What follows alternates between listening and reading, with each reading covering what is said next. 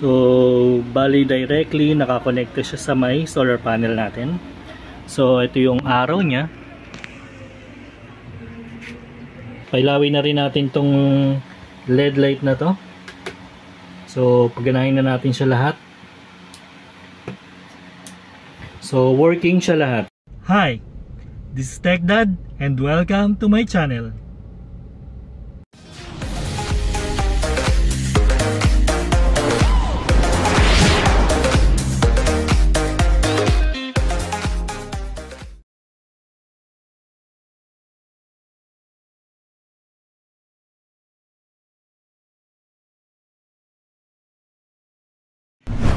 Hello again mga ka-TechDudes and TechDudettes. Welcome again to my channel.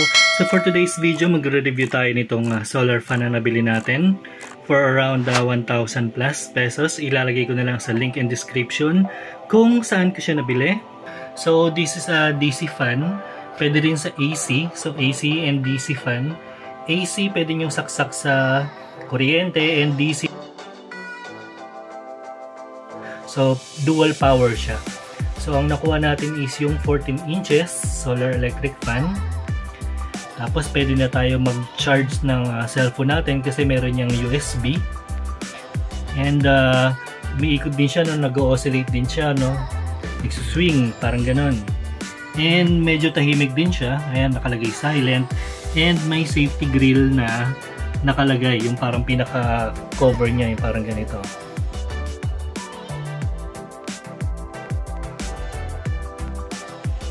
So, bali nabuksan na natin. Ito na yung mga lumabas sa kanya. So, meron siya yung fan. Ito yung 14 inches na fan. And ito yung metal cover. And yung parang pinakalock niya. Neck niya or yung parang sa motor niya. Ayun, doon. And yung pinaka-base. Ito, dyan yung pinaka-base niya. So, mamaya ikakabit natin siya rito. Yung solar panel natin. And may kasamang dalawang bulb. So before operation and bago natin ikabit lahat to, tignan muna natin yung manual.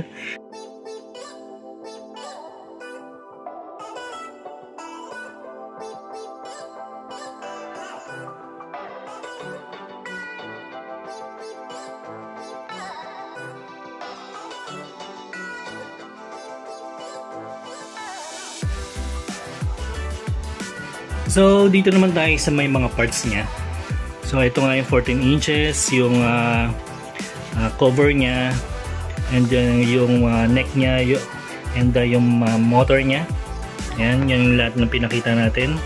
And check muna natin to, no? So, ito pala yung oscillating na on and off natin.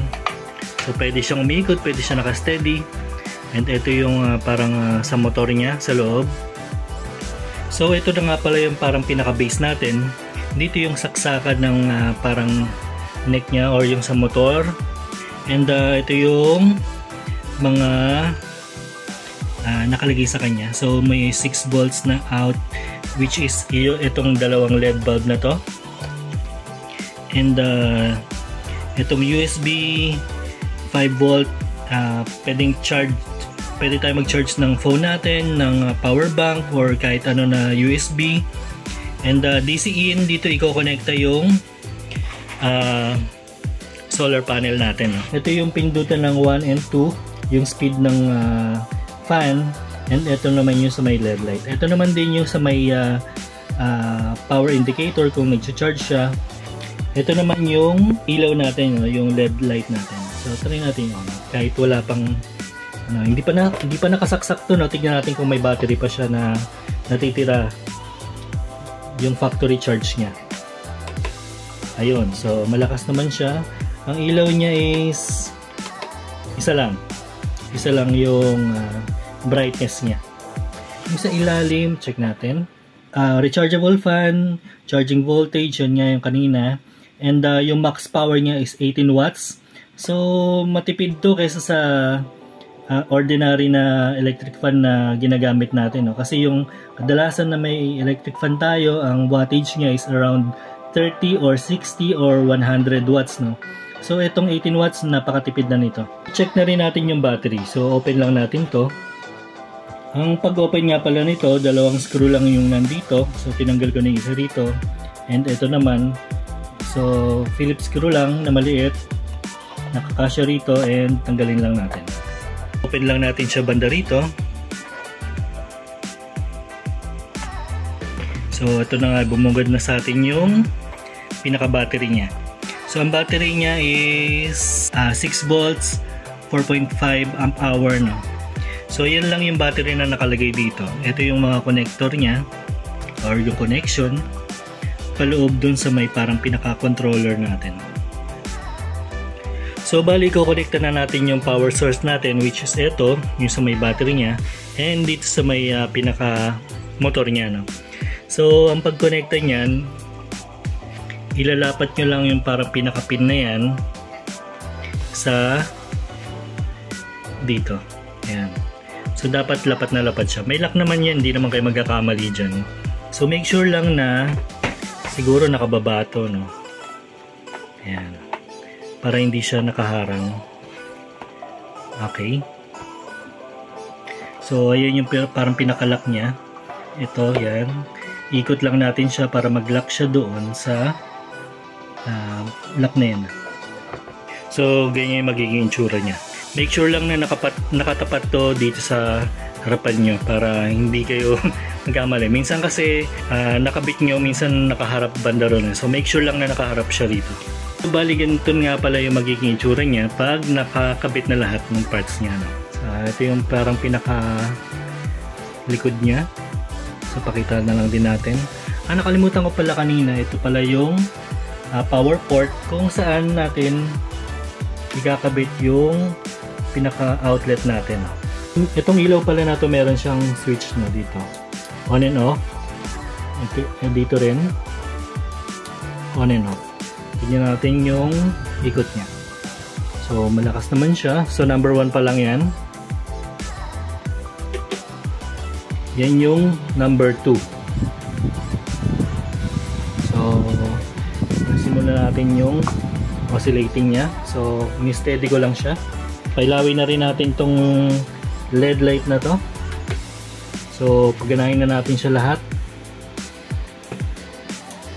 So working siya lahat. So maganda to lalo pag brown out or gusto niyo magtipid.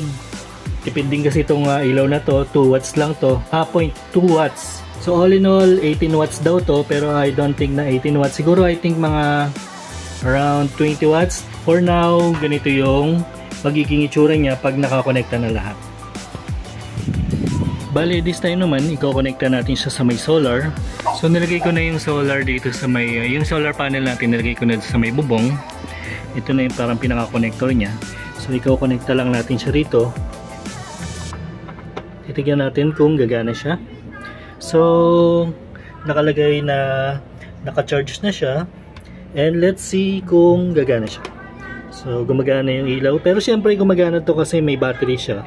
Tignan lang natin kung gagana siya ng naka solar panel. So yan, number 1, number 2. So yan. So bali directly nakakonekta siya sa may solar panel natin. So ito yung arrow niya. Yung solar natin. So gumagana siya kahit naka-solar lang. Sa panahon ngayon na kailangan talaga natin tong electric fan na to. So nagpabudol na rin ako, nakita ko lang to sa mga TikTok and other social medias, and pinag-aralan ko talaga siya. And ang choice ko dati is yung power station, pero syempre medyo mahal ng konti yon, kaya dito muna tayo. And ano rin to, no, parang preparation for rainy season, kasi syempre tag-ulan na, magtatag-ulan na, and alam naman natin pag tag-ulan kadalasan magkakaroon ng mga blackouts, brownouts, power interruptions. So maganda to kasi nga may built-in battery siya, so magagamit natin siya for around 3 to 6 hours sabi dito sa ano, pero testing natin to kung gaano talaga katagal. Para na rin nga pala to sa mga nagtitipid, since nung past few months nga malaki yung ano natin sa kuryente, yung mga rate natin sa kuryente sa Meralco or sa iba pang power source na meron kayo. And ito ang solusyon na nakita ko. Go solar talaga. Hindi pa namin kasi kaya talaga yung solar panel talaga yung buong bahay.